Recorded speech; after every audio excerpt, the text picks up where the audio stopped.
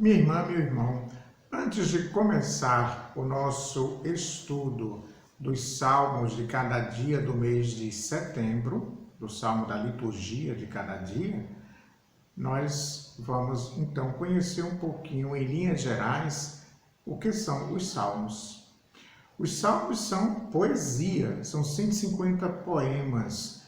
Portanto, quando nós lemos, rezamos, meditamos o salmo, nós temos que levar em consideração que a sua linguagem é simbólica, é metafórica, e por isso mesmo nós não podemos ler ao pé da letra. Os salmos usam muitas imagens, né, para falar de Deus, para falar da situação em que o salmista se encontra, e nós precisamos, portanto, ter clareza disso, né? Salmo é poesia, e a gente não lê uma poesia com o sentido real da palavra, mas procurando compreender o seu sentido figurado. Por isso, é importante uma pequena introdução sobre a leitura dos salmos. Bem, 150 poemas bem diferentes que formam uma seleção da oração do povo de Deus, né? Nós não temos todos os salmos que foram compostos de forma alguma. Nós temos uma seleção de 150 salmos que formaram, portanto, o livro dos salmos da Sagrada Escritura. E esses salmos são bem diferentes. Nós temos súplicas, nós temos ações de graças, nós temos cânticos de Sião, nós temos salmos reais, salmos de confiança, salmos históricos, salmos sapienciais. A lista destes salmos você pode encontrar na introdução aos salmos da sua Bíblia. Lá você vai ter também, encontrar várias informações importantes, preciosas, para iniciar a leitura, a oração, o estudo, dos salmos. Está bom? Bem, em hebraico, o livro dos salmos é chamado de livro dos hinos, mas nem todos os salmos são hinos, como acabei também de dizer, não é? Em grego, na tradução grega da Bíblia, que nós chamamos de Septuaginta ou 70, é que nós temos a palavra salmos, e daí veio também para a Bíblia em latim e depois em todas as línguas modernas e atuais. E aí nós temos então a palavra salmos, que indica o quê? Olha só, a palavra salmos indica a música, diz respeito à música que é tocada num instrumento de cordas que se chama psaltério, que é parecido com o instrumento chamado lira, certo?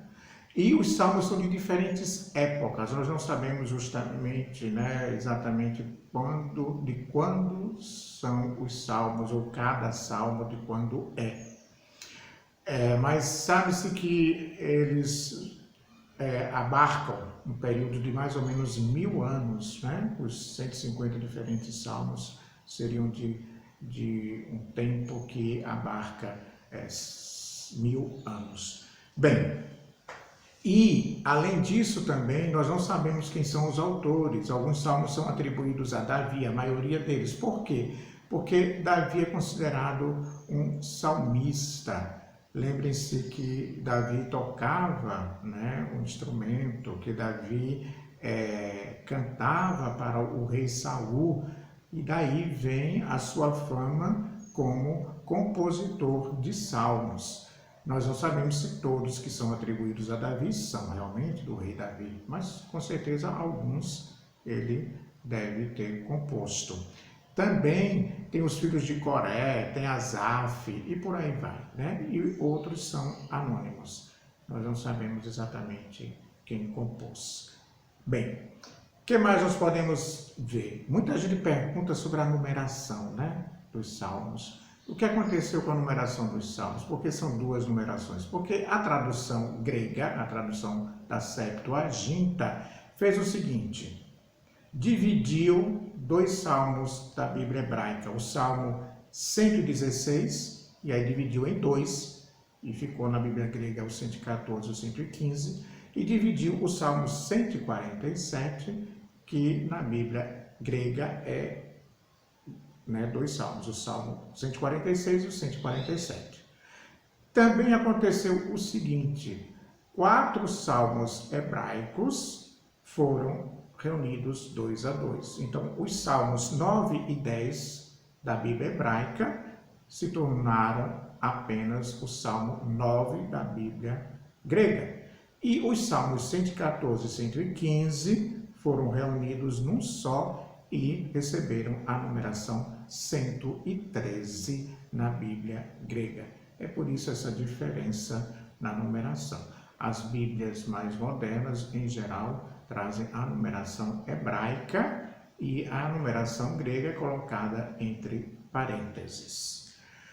Nós temos também cabeçalhos, né? Vocês podem observar, por exemplo, no Salmo 45.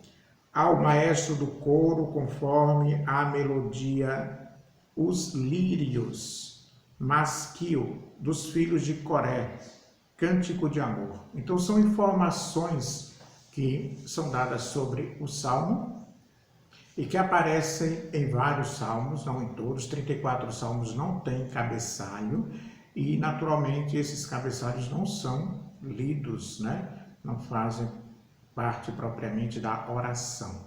E aí, o que é que nós temos? Ao maestro do coro. Esse maestro do coro pode ter sido o regente, né, de um coral, de um grupo de canto. Depois, conforme a melodia, os lírios. Então, olha, este salmo a gente canta naquela melodia, como hoje também acontece, né? Nós, sobretudo nas paródias, né? Aquela melodia que nós usamos e fazemos, colocamos uma outra letra. Bem, também aqui diz, então, masquil. Essa palavra, como outras palavras que não são traduzidas, é porque não se sabe exatamente o significado. Talvez fosse uma classificação daquele salmo. E dos filhos de Coré, então aí estão os prováveis compositores deste salmo, e por fim diz o que ele é, aqui um cântico de amor. Nem todos os cabeçalhos são tão extensos e tão completos como este, às vezes só dão o nome do compositor. Muito bem. Por fim, nós temos vários gêneros literários, como já foi dito, né? Não devemos esquecer isso, por isso ler a nossa introdução na Bíblia, a introdução aos Salmos na Bíblia, vai nos ajudar a perceber as diferenças e, por fim, ler os Salmos à luz de Cristo. Os Salmos na liturgia, eles são também selecionados e nem sempre é o salmo completo que nós rezamos. Por quê?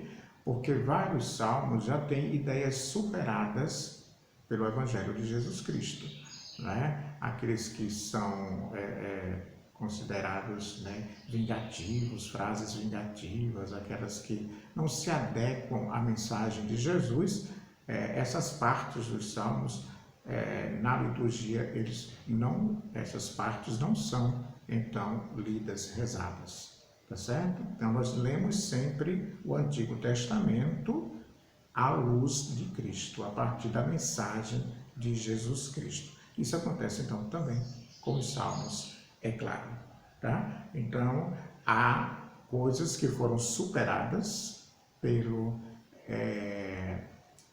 Evangelho de Jesus, e por isso mesmo também, para dar uma ideia mais cristã aos salmos, é que nós, ao final de cada salmo, normalmente rezamos aquela doxologia, glória ao Pai, ao Filho e ao Espírito Santo.